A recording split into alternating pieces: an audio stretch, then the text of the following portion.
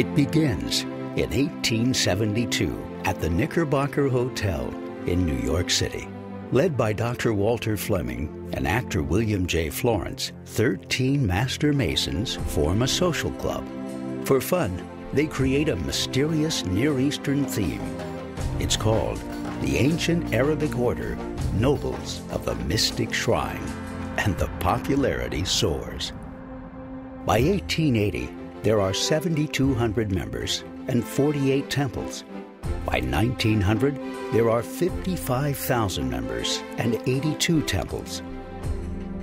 In 1922, they build the first hospital in Shreveport, Louisiana, and commit to the mission of helping children with polio. Soon, there are 22 hospitals, and the medical mission grows. This is the story of this extraordinary brotherhood and how it has changed the world. Shriners, a history of brotherhood and compassion.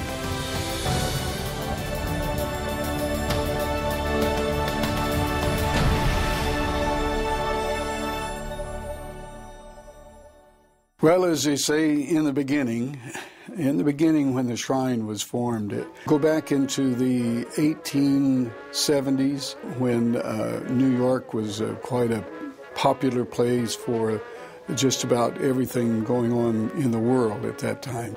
The Civil Wars ended, and in America's biggest city, New York City, a group of Masons comes together who think that it's great to be a Mason, but that lodge meetings are a little bit on the stuffy, stale side. They meet regularly for lunch at a place called the Knickerbocker in New York City, Manhattan, and decide that they need to form a club that will require you to be a Mason to be a member of it. We had two very prominent people who were really the movers and shakers to start the organization. Billy Florence, who was a very famous and well-known actor at that time, and Dr. Fleming, who was a very prominent physician in New York City. They were familiar with some of the customs and culture of the Middle East, and they decided that they would wrap this club that they were about to form around an Arabian Nights sort of pageantry kind of theme. And so the Ancient Arabic Order Nobles of the Mystic Shrine is born as a social club for Freemasons in New York City.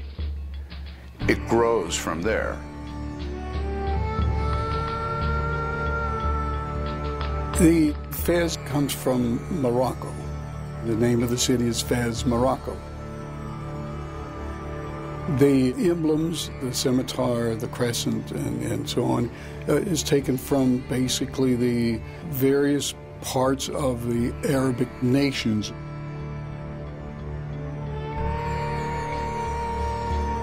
It was the mystique part of it, I think, that was intriguing to a lot of people, both outside of Masonry and inside as well, of course.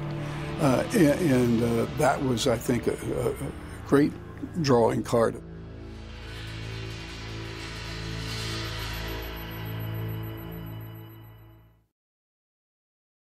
This is the way the men socialized. They quite often socialized without their wives, without their children, and so this was in keeping with what they did. But it was a great fellowship organization, and they really knew how to give great banquets and had good cigars at their festivities, and it was a lot of fun. In the various communities, wherever these shrine temples were located, they were very charitable, just like other parts of Masonry, had been in their basic blue lodges.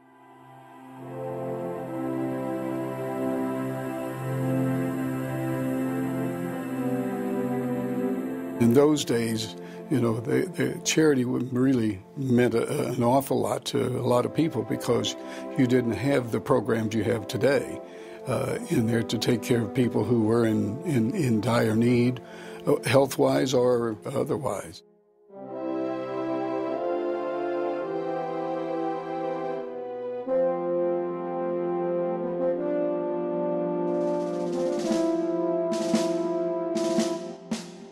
Some of our members went to serve and didn't come back. Some of our members went to serve and came back forever changed. Some of our citizens went to serve and came back, and then were looking for something where they could continue fellowship with their comrades, and many of them did choose the Masonic fraternity and eventually Shriners as their home. Eventually, some of the members felt that maybe there needed to be a little bit more purpose than just having a good time. But we have to remember that the reason that the organization was founded was because Masons thought that lodge meetings were too stale and they needed to have an organization where they would have a good time. So there was quite a bit of back and forth for several years at our Imperial Council sessions over just what the Shriners ought to do.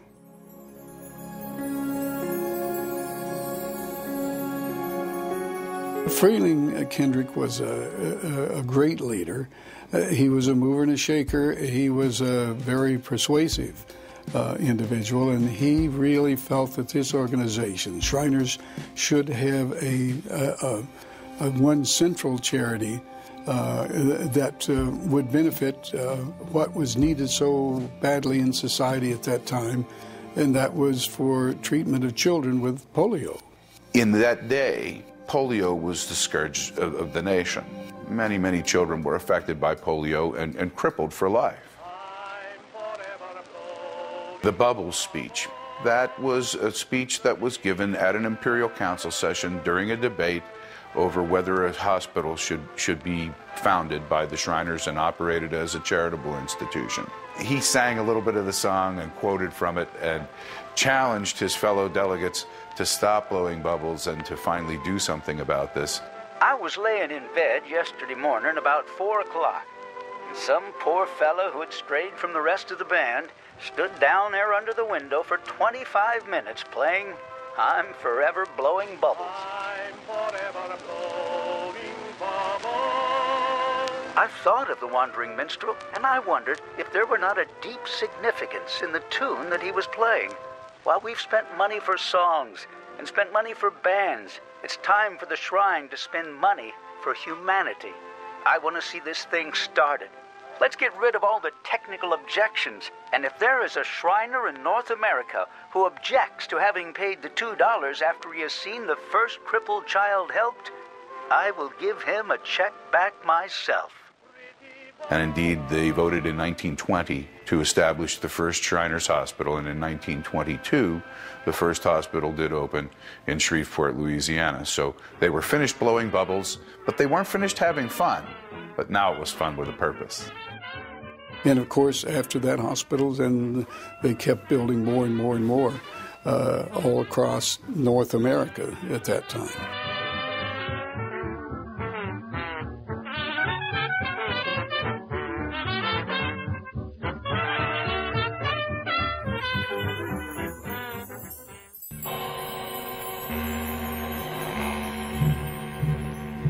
Well, the market crashes, people lose their fortunes, people lose everything they have, whether they had a fortune or not in some cases, and that makes it difficult for people to pay their dues. The Second World War, of course, has a greater impact because it was, from the United States standpoint, a much larger war. Many, many more of our citizens were called to serve in the Second World War than in the First. As they come back and establish themselves and go to work and establish families and settle down, there is a tremendous membership boost for Freemasonry and for Shriners. I came out of the Navy, I would fight a bear. You know, I was tough and rough and afraid of no man or beast. But it humbled me, and I looked at myself and I said, what do you want to do with your life, man? Where are you going? It's difficult to sum it up in a few words, I guess, but being a Shriner has given me that opportunity to do something for others. And that just about says it all. When you walk into a Shriners Hospital, it's real. It is the great reality show. And you know what you're seeing is the truth. They're hurting kids lying here. And there may be 20 of them in here today. And they're being helped. And one of these days soon, they'll be up and out of those beds. And they'll be going back home and they'll be running in the yard and playing, kicking a football or bouncing a basketball. And I'm a part of that. It's hard to believe.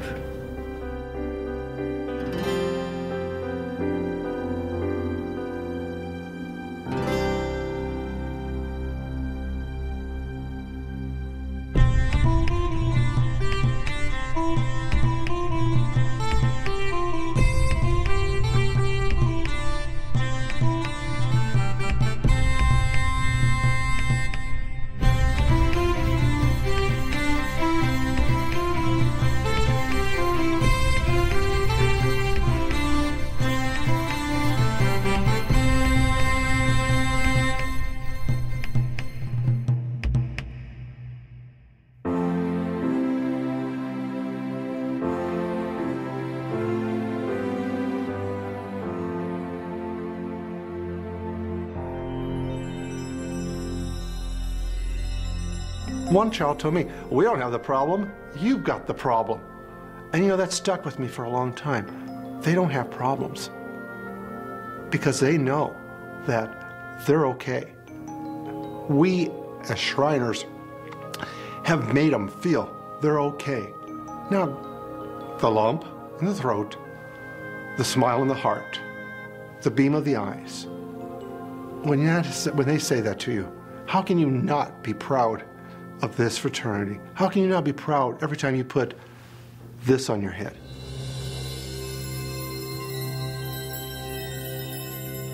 It's my life, and it basically has been. It's just been the meaningful thing in my life of doing something and being a part of an organization or a group that you feel like, I feel good. It's phenomenal. I've met people, not only in my own temple, but all over the country that I've never had a chance to meet had I not been a Shriner. We have a chance to travel. We do dances and social events here. Our clubs meet in this building and elsewhere around the area, and it's an opportunity to stay active, stay fit, stay involved in the community, help out others. What more could you ask for?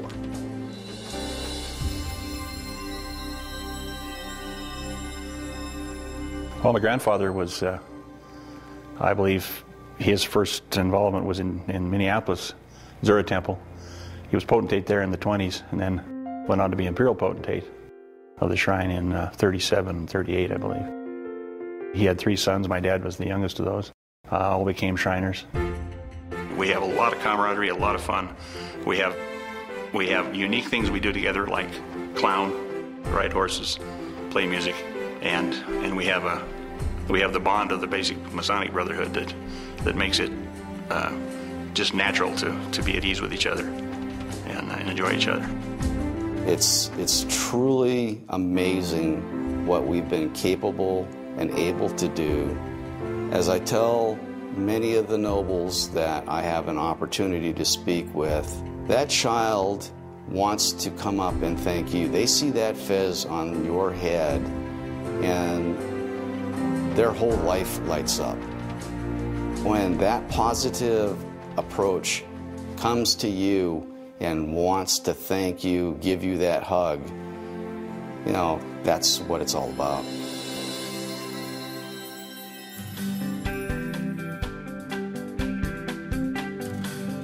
You walk into a Shriners Hospitals for Children anywhere in the United States, or Mexico or Canada, of course. It's a happy place. It's bright, it's lit, there's colors, people are laughing, the environment is so different. And I think you're starting to see now, other hospital systems have seen what that does. When you bring a positive energy and you bring a positive outcome, everything else flows. And it's like I said, I used to love going to the hospital. People don't say that.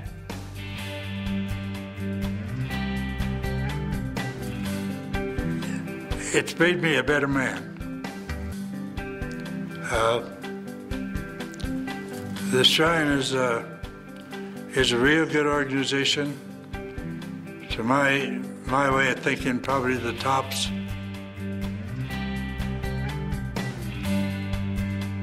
Whenever a noble actually visits our temple, it's always a pleasure to actually give them a tour and provide the history of what the shrine is all about, especially when they come in and see the stage itself. The first reaction is always, I always look for that magic word, wow, because of the enormous building this is, and as far as the rich history behind it also. The work that's done in our hospitals is amazing. We are, in certain areas, the areas where we specialize, we're the best in the world. We do things with burn patients that nobody else can do. And we do things with prosthetics that nobody else can do. We are blessed to be able to work with some very skilled surgeons and some very dedicated doctors and nurses and therapists. And it's a whole child approach. It's more than repairing burned skin or fixing crooked bones. It's more than repairing a face that's been marred by cleft lip. And it's more than trying to help people who've been paralyzed because of spinal cord injuries someday walk again. In a lot of ways, being a Shriner has made my life worth living. The Shrine is a fraternity with a purpose, and our purpose is our 22 hospitals. And we have fun with it, and we ride little cars and the motorcycles, and we walk in the parades, and we play music and horns and beat the drums and entertain kids with the Shriners. And so it is a philosophy of life.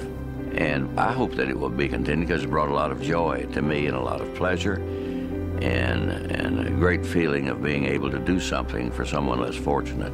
I hope that opportunity never ceases to exist. We need it. It's needed by society. We need to take care of each other. Shriners has changed me many times in the 30 years that I've been a member of this organization. And just when you think that it can't happen again, that I've had all the life-changing experiences I'm going to have from visiting a hospital or talking to a parent of one of our patients or the kids themselves, it happens again. It happens again. And I'm sure at this point that it's going to continue to happen as long as I'm wearing the fez.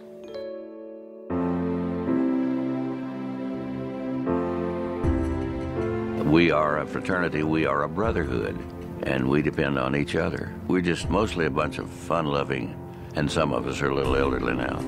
But we're going to keep on laughing and scratching and having a good time as we go through life.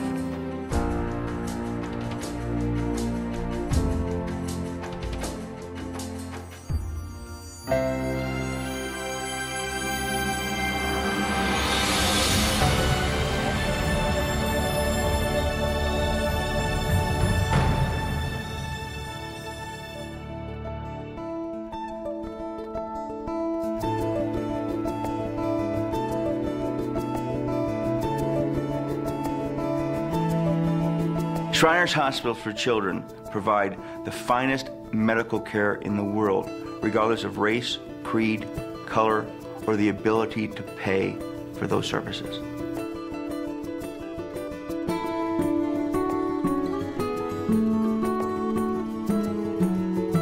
We all have a sense of pride in what we're able to give each child, but we get that sense of pride from the rest of the medical staff and certainly from the owners of the hospital. I mean, to see the owners so present in our everyday part of the hospital and see their guidelines being sent through our administration to us that, you know, we want to do the best for each child. You go home and people ask, you know, what you do, and you're able to tell them what the mission of the Shriners Hospital for Children is. And you see this almost look of amazement. Shriners has done something that no one else has done, to create a system of hospitals treating nothing but kids. That's their focus. And that's what they deal with on a day-to-day basis. These kids get the best care possible. I'm lucky to be a small part of that.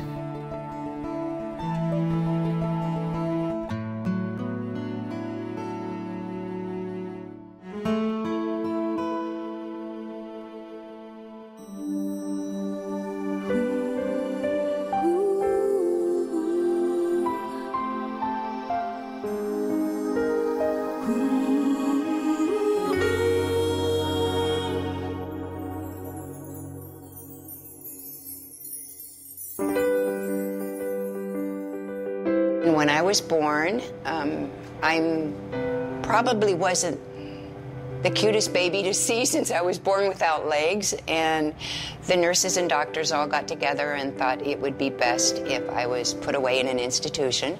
Remember, in the early 40s and 50s, this is what they did. And I always say that's when my life in sales began, because I had like 5 seconds to look in my mother's eyes and say, "Keep me, keep me."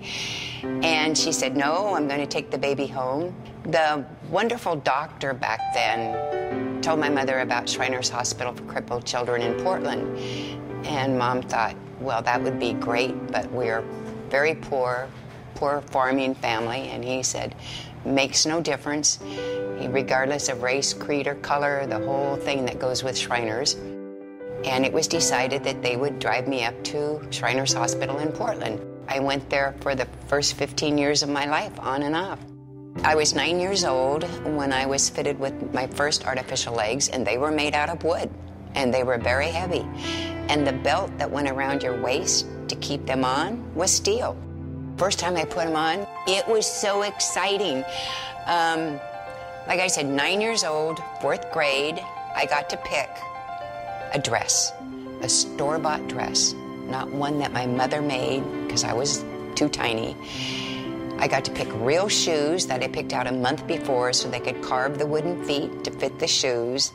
If it wouldn't have been for Shriners Hospital, I would still be that little girl walking around, probably just on the streets of Mount Angel, because I don't think I would have gotten to go to college. To me, they're still my Shrine Men, and I know this sounds horrible, but they will always be my Shrine Men. They literally, I don't think, know how much they do for people. I mean, they can see it, but you've got to be, to the other end, the recipient of what they've done. And I'm just trying to tell them all the time, thank you, thank you.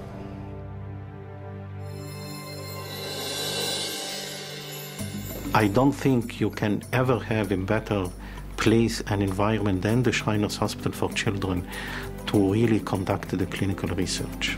And there is nothing more motivating or nothing that can really touch you, making a child who is unable to stand, unable to walk, to enable him to walk and stand. And if you just look at the face of this child smiling at you, you will understand how important it is, clinical research.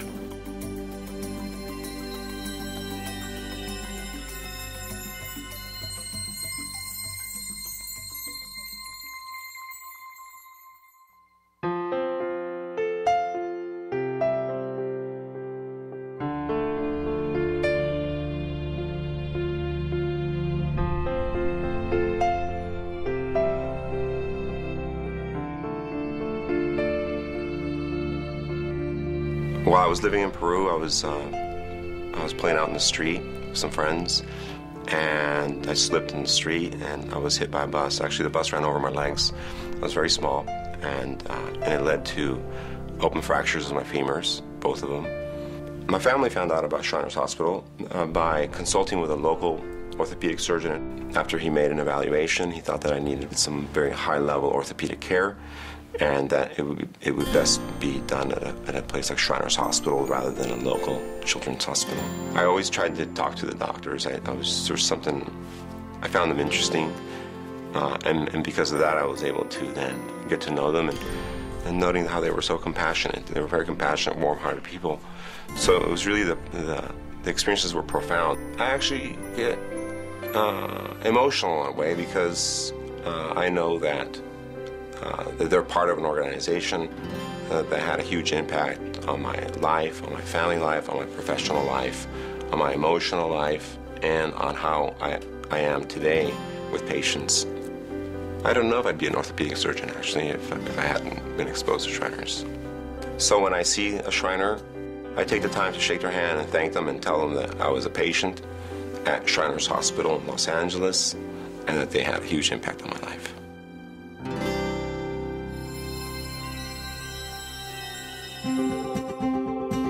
People come to me and say, how can my practice is burn reconstruction? And I tell them that, and you can see they kind of back off and say, how can you spend your life with children who've been burned? And I say, how can you not? It's the most rewarding thing possible because you're giving them hope. You're giving them the sense that they are important and that they will do well if I give them a chance. So what a great opportunity for me to give chances to everybody.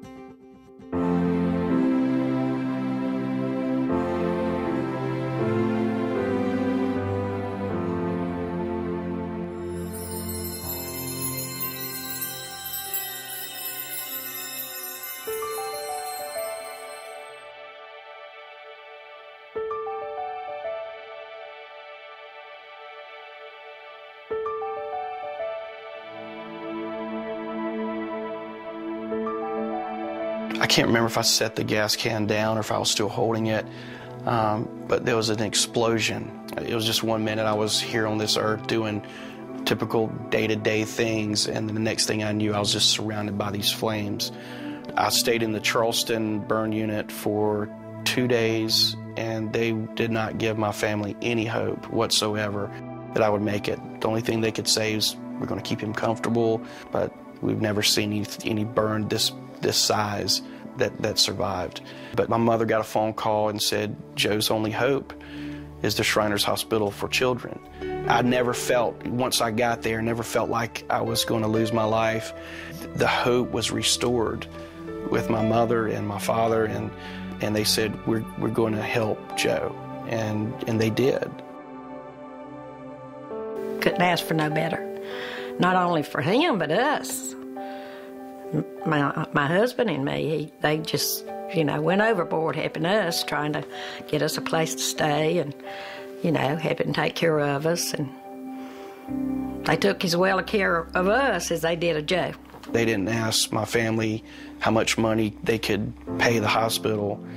They just responded with their life-saving techniques, with their care, and that's why I'm here today. Today, I'm married for 12 years to my beautiful wife, Erin. I've got 2 amazing kids that we both love, and they're just incredible. They saved his life, and not only that, but developed this spirit in him that is, it shows past the scarring, past the wheelchair. You can see this spirit in him that I know comes from the kind of care he was given and the kind of love he was shown by the staff members. It means everything to know he's happy and he's capable of making a living on his own. He takes good care of his family. I'm amazed. They saved his life when everyone else gave his family no hope.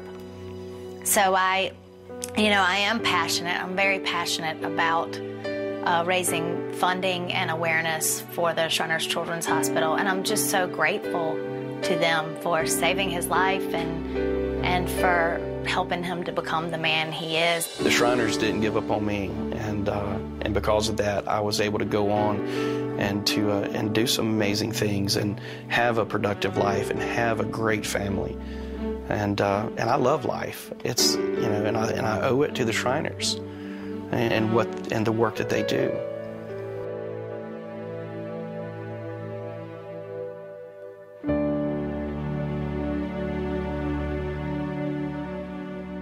They told us Brandon had just maybe 1 or 2 hours to live. We got to Shriners, and I felt different. They gave us all the hope that we needed. I remember Dr. Primary first saw her. She came up and told me that not to worry about it, leave it on God's hand. And to my surprise, she gave me a hug and told me everything's gonna be all right. She told me if Brandon could hold on for 2 weeks, he'll make it. And he did. The only way I could put it is that thanks to Shriners, I got my son. Actually, I want to say thank God that we landed on Shriners, that I got my son.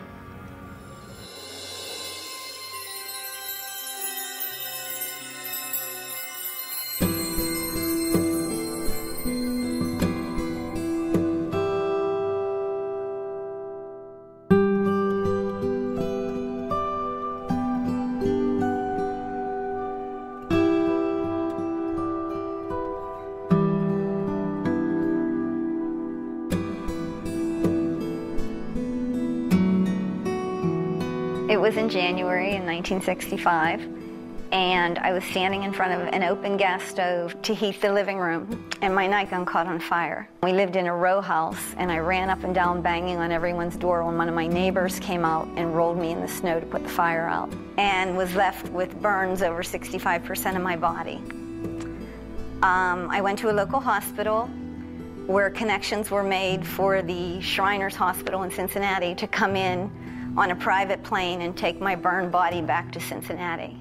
I think that the staff at the Shriners Hospital for Children is so incredible that they don't let you see that that's a difficult time.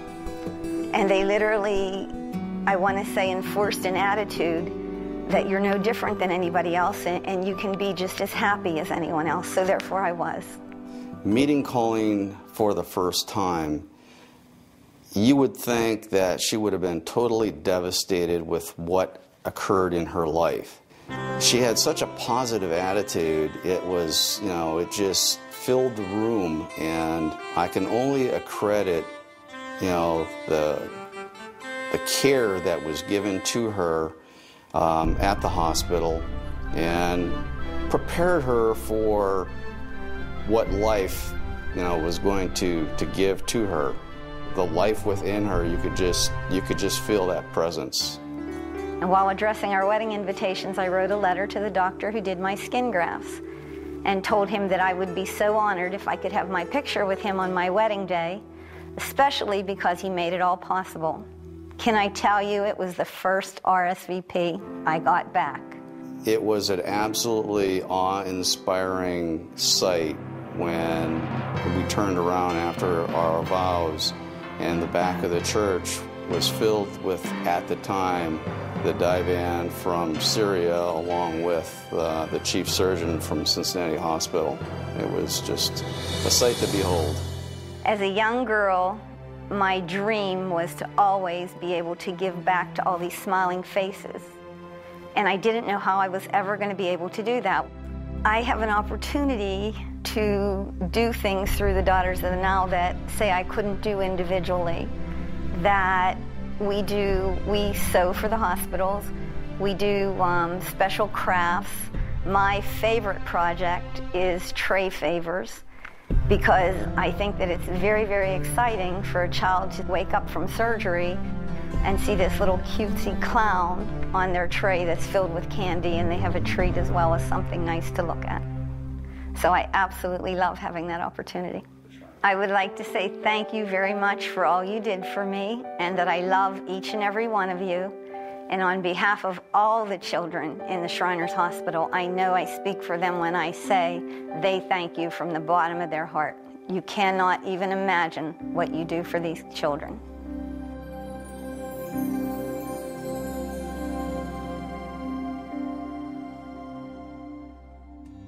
It's a great thing for me to practice in the hospital like this, and for all of the doctors on our medical staff, is that we really don't have to consider what people can afford in order to provide them with the best treatment. We think that we're giving them the best treatment regardless of what their financial circumstances are. And so that means that we are filling a gap in the community that is really, really important.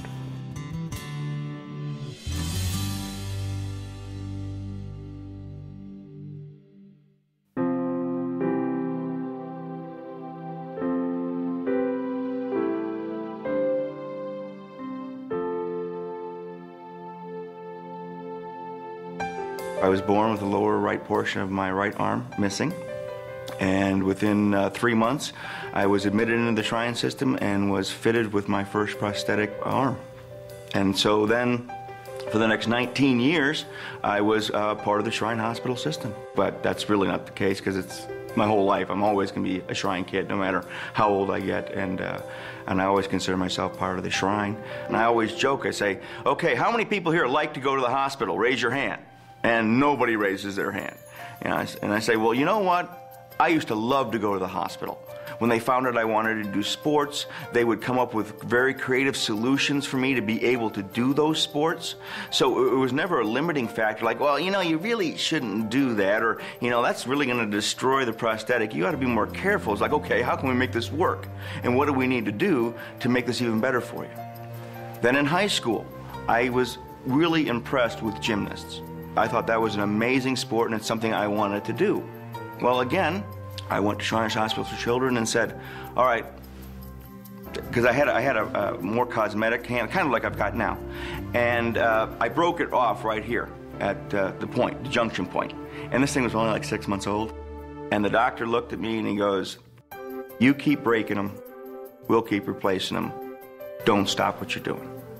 Now, how could I not be motivated to go out and do the best job I can as a gymnast because they're behind me, they've got my back, and they want me to succeed? I can't let them down. And I think by being part of the Shrine, being a Shriner, really, to me, it comes full circle. I was a child in need.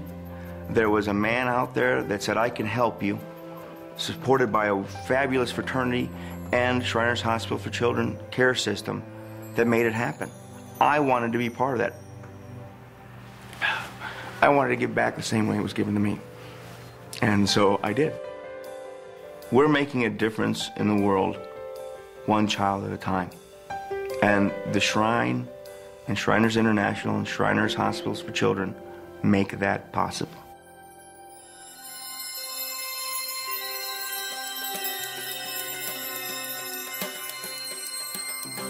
I would like to thank the Shriners Hospital, whether the Shriners and their ladies, for all the support that they are giving us. They are working behind the scenes. Very often people are unaware of the time they give, the care they give, the unconditional love that they give to the children. The patients are part of our family. We all work together toward that goal. I think that's why most of us are here. Compassion is an easy word to use, but it's something that it's got to be genuine. And I think we self-select the people who work here because that's important to them, important to us, to have that ability to express the compassion in both directions, regardless of culture, regardless of age, size, magnitude of the injury. This system, you know, it needs to always exist. Because without this system, again, you know, the children's not going to get this care. It far exceeds any other system that's out there. Because, again, they get to the heart of a child and they help keep that spirit intact. More than anything, I want to say thank you. But I want you to know that the Shriners Hospital for Children are absolutely the best. At Shriners Hospitals for Children, the actions that are put forth by the staff are tremendous, and they can have a huge impact on people, just like they had on me. So I have to thank them for all they did. Shriners Hospital has always been home. I have 2 homes, so I'm very lucky. As far as in my life, the whole family made a difference, and Shriners Hospital made a big difference. These are the most dedicated people that you will ever meet because they love what Shriners Hospitals for Children stands for, what we do, and how we do it for our kids. So be no mistake about it. This is the finest medical care that these children can receive in the world.